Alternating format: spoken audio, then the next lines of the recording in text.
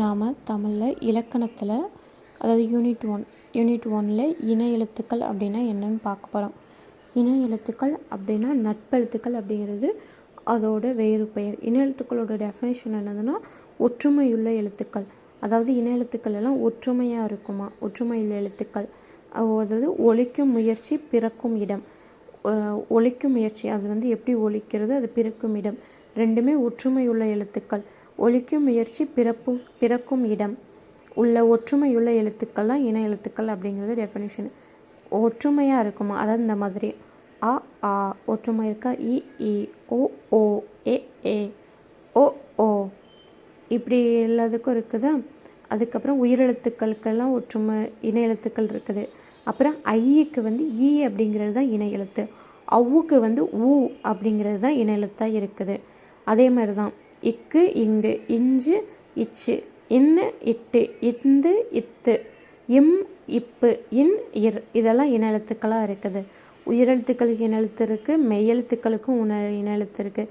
அதாவது மெய்யெழுத்து தானே இக்கு இங்கு. ஆயுத எழுத்துக்கு எதுக்கு இணை எழுத்து கிடையாதுன்னா ஆயுத எழுத்துக்கு தான் இணை எழுத்து கிடையாது. நம்ம என்ன பார்த்தோம், இணை எழுத்துக்கள்னால் நட்பு எழுத்துக்கள், ஒற்றுமையுள்ள எழுத்துக்கள் தான் இணை எழுத்துக்கள்.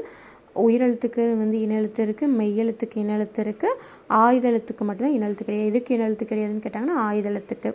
அதை நன்னூல்ல என்ன சொல்கிறாங்கன்னா ஐ ஔ ஈ உச் செரிய முதலெழுத்திவ்விரண்டு டோரினம் ஆய்வரல் முறையே நன்னூல்ல சொல்கிறாங்க. அதேமாரி தான முயற்சி அளவு பொருள்வடி வானவன் ராதியோர் புடையோ பிணமே அப்படின்னு சொல்கிறாங்க. வல்லின எழுத்துக்கு மெல்லின எழுத்து தான் இணை எழுத்தாக வரும்.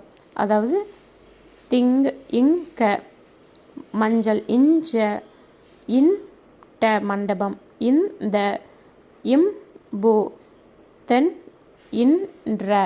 அதே மாதிரி மல்லின எழுத்துக்கு மெல்லின எழுத்து தான் இணை எழுத்தாக வரும். அளபெடையில் மட்டும்தான் நெடிலை தொடர்ந்து அதற்கு இனமானிய குறில் எழுத்து வருது தான் இணை எழுத்து. ஓ பக்கத்தில் ஓ, தூ தூ இத்தூவை பிரித்தோம்னா இத்து ப்ளஸ் ஊ வருமா, அப்போ ஊ. லீயை பிரித்தோம்னா இல் ப்ளஸ் ஈ வருமா, அதே மாதிரி தான் இணை எழுத்து வரும்.